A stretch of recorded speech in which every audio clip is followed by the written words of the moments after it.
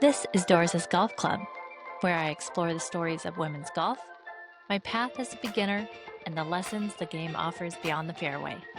Welcome to the club.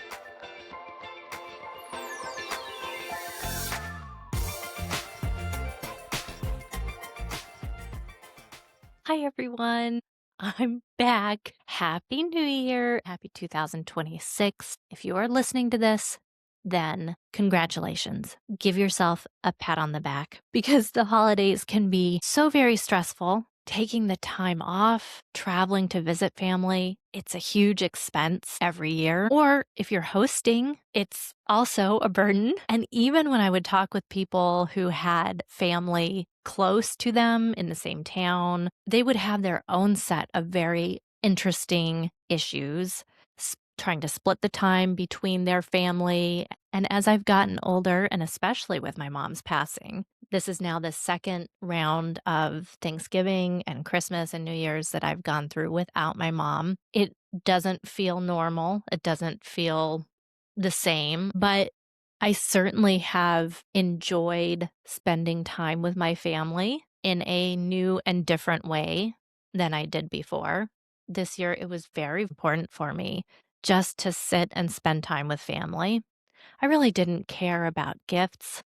I really didn't care much about the food. Doesn't matter. Spending time with the family that I have been able to this year has been fantastic, including the holidays. I really enjoyed the time that I spent with my family. I am going to try to find enjoyment where I can, enjoy what I can, and move on. So I really look back kind of on this holiday season as a success. It's a lot less stressful for myself when I haven't put any big expectations on things and even big expectations on myself.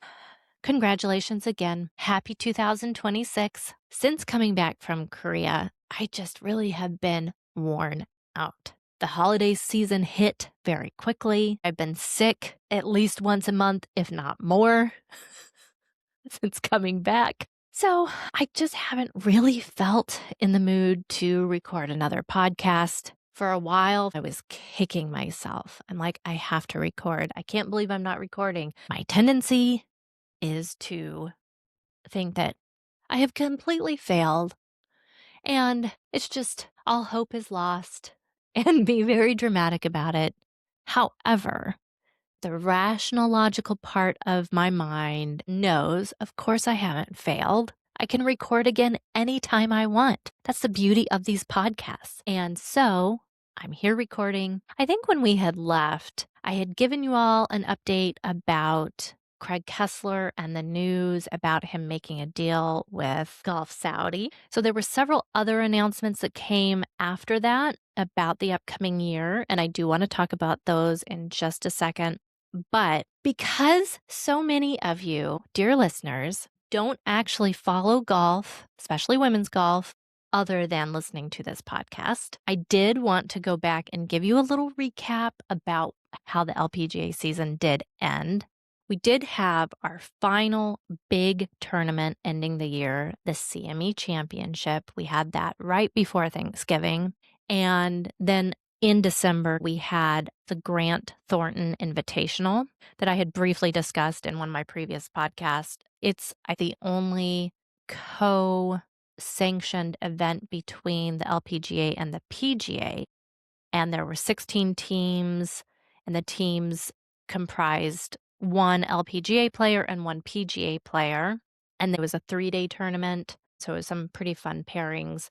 And that was done after the CME Championship was done. And so I want to go backwards here to our big final tournament for the LPGA's 2025 season, which was the CME Championship. The top 60 ranked women in CME points by the end of the year were able to play in that CME Championship. That winner is technically called the champion, the CME champion for the year, and the winner wins $4 million alone. So this year, our CME champion is Gino Titicun. Oh, I think it is so fitting. Just to recap, the very end of 2024 season, Gino Titicun won the CME championship. Going into 2025 season, she was ranked number 2 in the world in the Rolex rankings. During the 2025 season, if you recall, she did take over that number 1 Rolex ranking spot from Nelly Korda. And during the 2025 season, she did end up winning a tournament, and she was our first woman to win a second tournament in the 2025 season. We had that very long streak. 26 women who were on repeat winners. Gino Titakun was the one who broke the streak. And I really do look forward to seeing what she does in 2026. I did, though, want to talk about how impressive it is being ranked number 1 in the world as far as the Rolex rankings. To put it in perspective, how hard it is to be ranked number 1, talking about Nelly Korda's run as far as being ranked number 1. As far as this particular way of ranking the world number 1 ranking that Rolex has been doing, this particular ranking has been around since 2006. So this coming year will be the 20th year. In that time, we have had 18 women in the world. 18 women in the world who have been ranked number 1 at some point. But to look at the total of how many weeks women have stayed at that number 1 ranking, to give you some idea of how impressive Nelly Korda's run was, out of the 18 women who have reached number 1 status at all, Nelly Korda's reign at number 1, her ranking is number 5 out of 18. And she was there a total of 108 weeks, ranked number 1. Number 1 is Jin Young Ko. You all have heard me talking about Jin Young Ko throughout this year. She's from South Korea. Jin Young Ko has, on her Instagram page, at some point had that very cute white dog with sunglasses on it. She is a fun player to watch. She was in the International Crown. Over all the time that she was ranked number 1, she spent 163 weeks. And she has been ranked number 1 the most of all 18 women in the world. Really impressive. Lydia Ko, you all know, from New Zealand. She is 3rd. Total, she has spent 125 weeks at number 1. Another name that you will know is Lilia Vu. Really love Lilia Vu from the US. She had partnered with Lauren Coughlin at the International Crown. A lot of fun to see her play this year. And she had been there 8th longest out of the 18 women, and 28 weeks. So Gino Titakun, now having just started this year, ranked number 1, has already been there 24 weeks. We'll see how long her number 1 ranking lasts here. I want to just talk quickly about the Grant Thornton Invitational. That was the one in December. So Lauren Coughlin and her partner, Andrew Novak, were the winners of the Grant Thornton Invitational. This was actually Lauren Coughlin's largest single payout, largest single amount of winnings ever that she's had in her career, was this Grant Thornton Invitational payout. The winning pair won $2 million, and so then they split it. And so Lauren Coughlin won $1 million from winning that tournament. And I'm so thrilled for Lauren Coughlin. She had her kind of breakout year in 2024, that season. I've talked about her before. She's from the US. She had been playing for many years, hadn't won a tournament, was thinking about quitting professional golf. And then in 2024, she won. She won again. She was on the Solheim Cup team in 2024 and did just so amazingly well. In 2025, she didn't win a tournament during the regular season. I did see her in the International Crown. She was paired with Lilia Vu, and they were a really fun pair, and watching them play was a lot of fun. And so I was hoping to see her play well here in the Grant Thornton Invitational. So it was fantastic then to find out that she had won and got that wonderful payout of $1 million. Knowing that she has that and will kind of revitalize her career for this next year and going forward. And so it's really exciting, I think, particularly for the women to have this opportunity to participate in this Grant Thornton Invitational.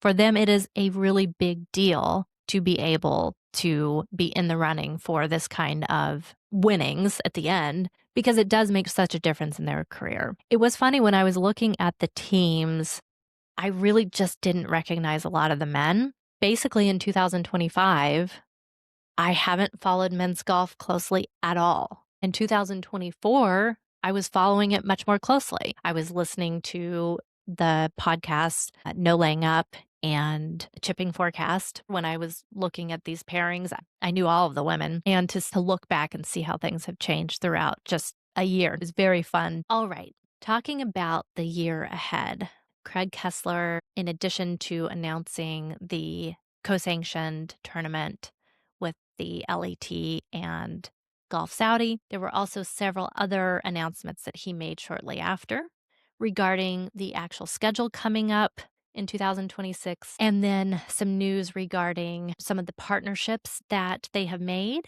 and regarding what's going to be happening with the LPGA and their TV coverage. I do think what is really impressive about these announcements, Craig Kessler has only been officially on the job since June or July. And when these announcements were made, I think it was maybe end of November, beginning of December. And so maybe 5 months. So I will say I was very impressed with that as far as the speed with which he was able to build these relationships and get these deals made. And he also recognized, even in his announcement, there's still work that's needed. So it's not like he's resting on his laurels, but man, getting some really early wins, really good to see. So a few of the things, the announcement on their website did say, after a historic 75th anniversary season, the LPGA Tour announces the 2026 schedule featuring 33 events and a total prize fund of over $132 million.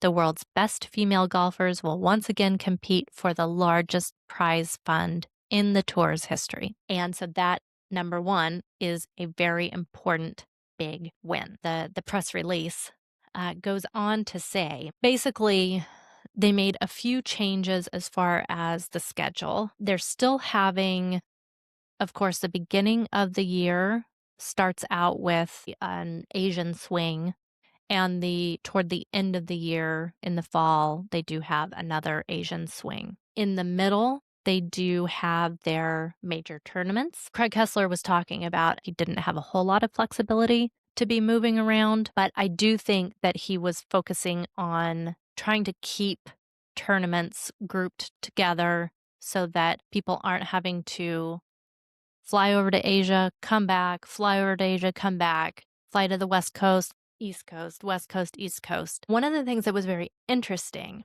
so Chevron Championship, there's been a lot of discussion about it. Chevron is going to keep their tournament in Texas, in Houston. However, there was a lot of discussion about the tournament being held where it was in the Woodlands. This coming year in 2026, the LPGA's schedule still says to be determined as far as the location. But when I had heard about the change with the Chevron Championship, the discussion is that it will actually be held in Houston proper at the golf course where the PGA plays one of their tournaments just a few weeks prior to when the Chevron Championship is played. I think it's the Texas Children's Tournament that the men have. The discussion is that because the men will already have the setup there, the women then can use a lot of the setup that's already in place for Chevron Championship. It sounds like a really good idea, having it actually in Houston. You know, the Woodlands is not Houston. I love the Woodlands. It's a great place, but even people in the Woodlands didn't know that a women's major championship was being held in the Woodlands. There's a lot more cross promotion that can happen and a lot more that can be utilized with this tournament actually being held in Houston. So that's a big change. It is still going to start in April, so major season will still begin in April. Okay, another big announcement was that Craig Hessler and the LPGA has made multi-year partnerships and signed multi-year agreements with some different organizations so that this coming year, and this is how they announced it, every LPGA Tour event and every round will be presented live across the country for the first time since Golf Channel began televising the LPGA Tour in its inaugural year of 1998, with select weekend rounds airing live on CNBC.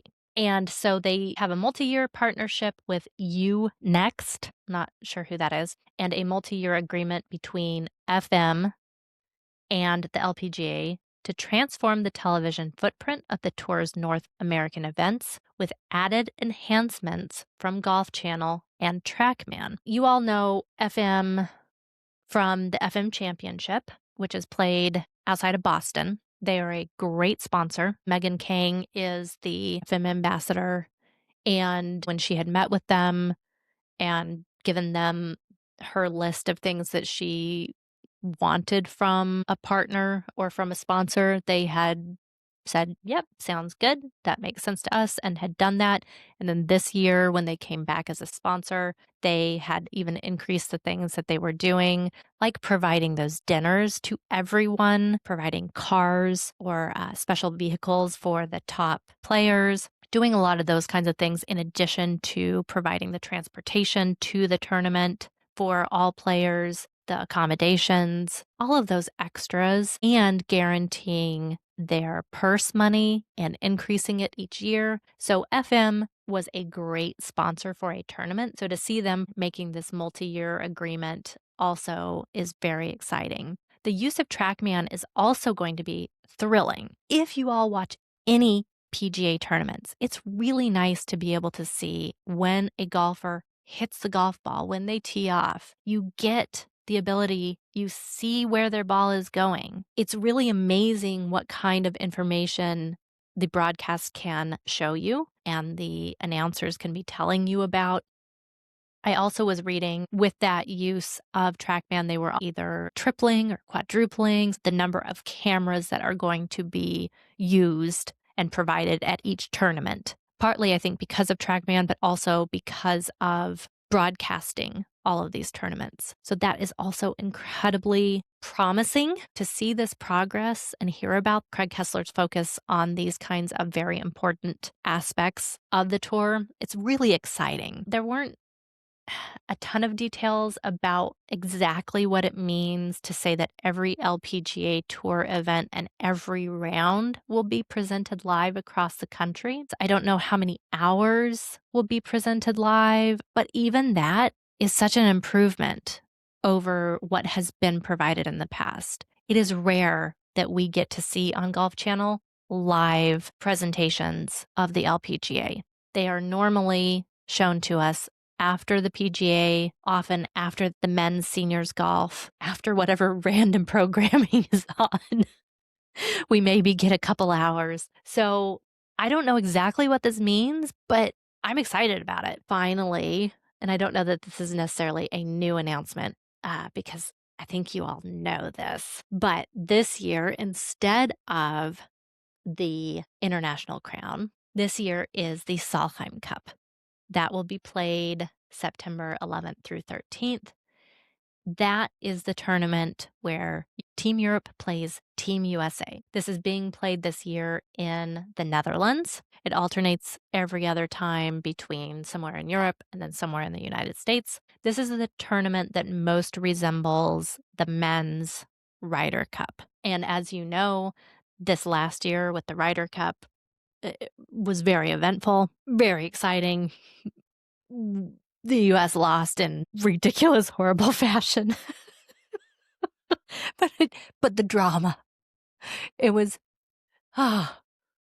fun and horrible and all the things. Solheim Cup, I can't wait to actually watch one. I haven't watched one before, and I'll be learning about how it all works. It's much more similar in how the teams are chosen. There is a captain for each team, there are assistant captains, and I believe the teams, I don't think that they are exactly like the Ryder Cup. The Ryder Cup, there are 12-member teams, and 6 are chosen by ranking, and then 6 are captains' picks. I believe Solheim Cup teams, I think most are selected by points, and then some are captains' picks. I'm not sure, but I have lots of time to find out, and I will be sharing as I go along. So that will be coming up in September. All right, now I wanted to talk a little bit about how my year went, and then a little bit about looking at the year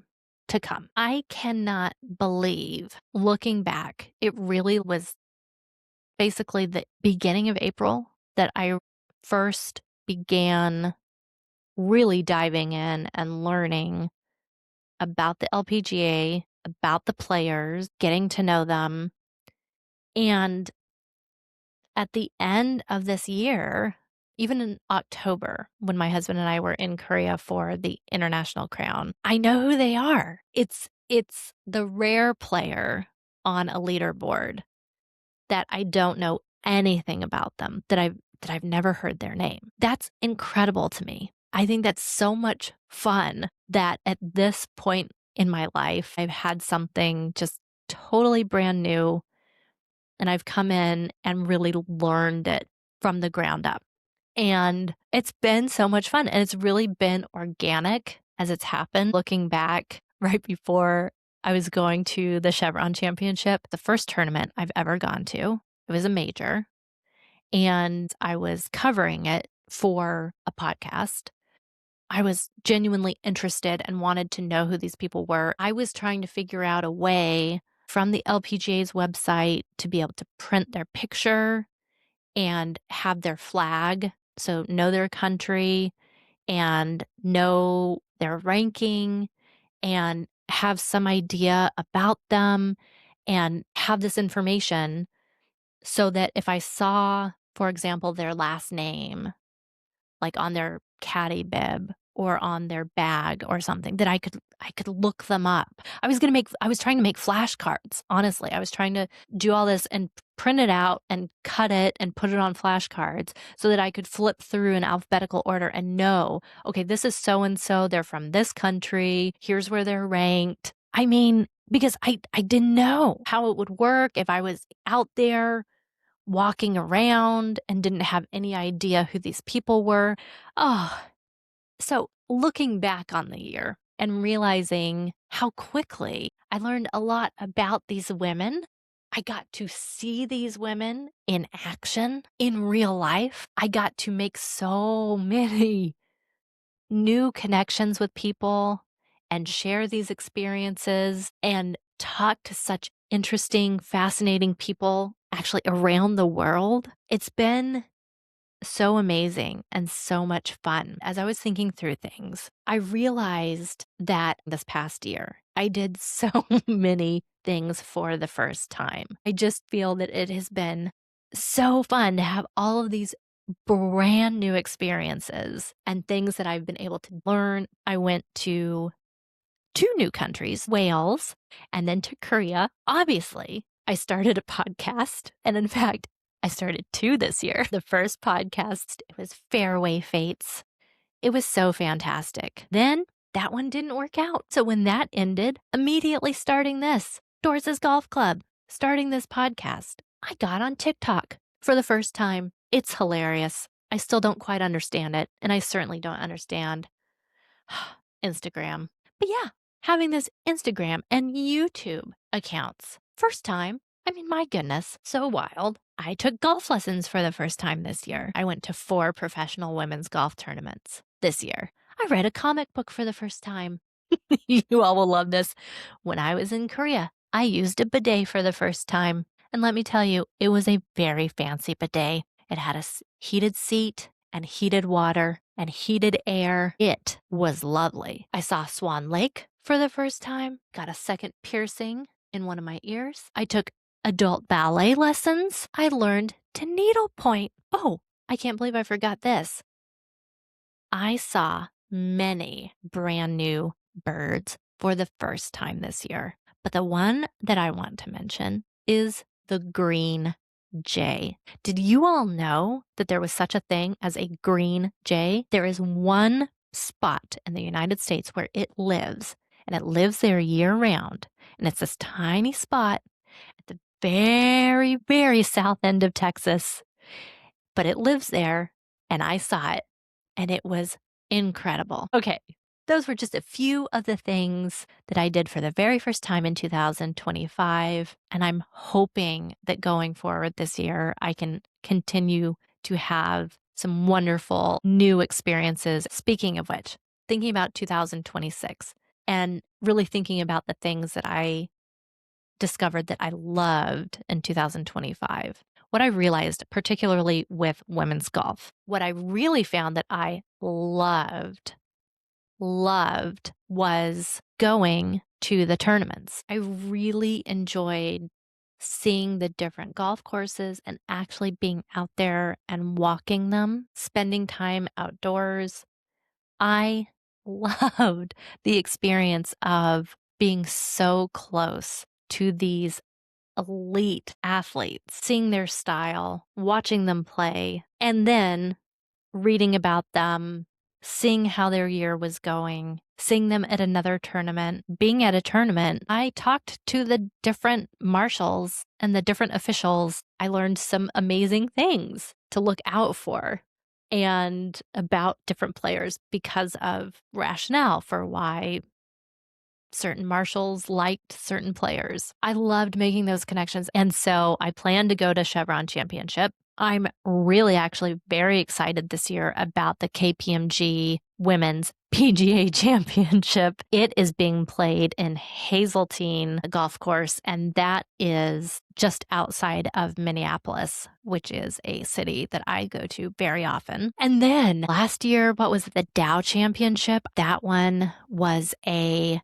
team event with the 2-player teams, and they got to make up their team names. I think that that is in Michigan at a location that should be fairly easy for me to get to. And it looked like such a fun event. I want to look at my schedule and plug some of those in and go to some non-majors this year. Also, I learned from an Instagram post of a golfer who golfs on the Epson Tour. She was talking about caddies and how she doesn't always have a caddy because it's expensive to pay a caddy, but also how some caddies will volunteer and how when you volunteer, you're not expected to know anything.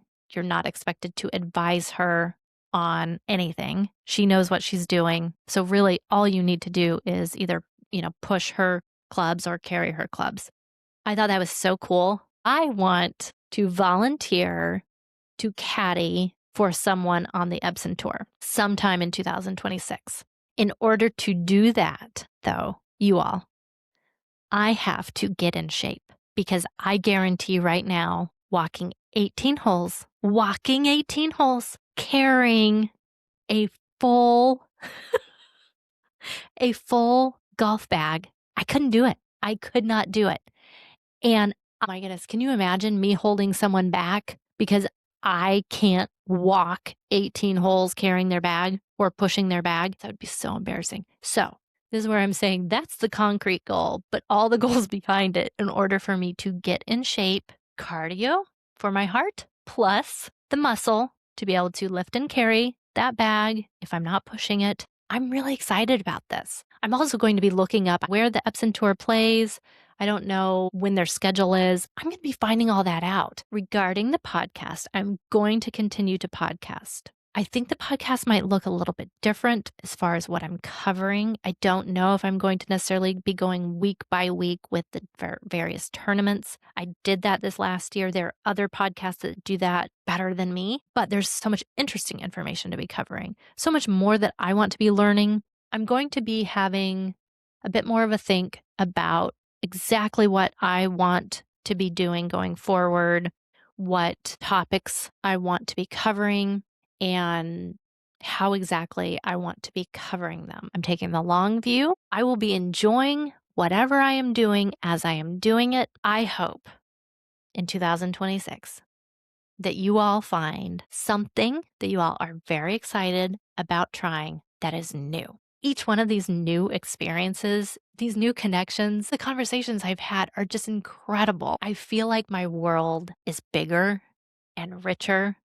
And I think that is a wonderful way to have ended 2025 and an exciting way to begin 2026. I can't wait to go into this new year with you. I hope you continue to join me and follow along.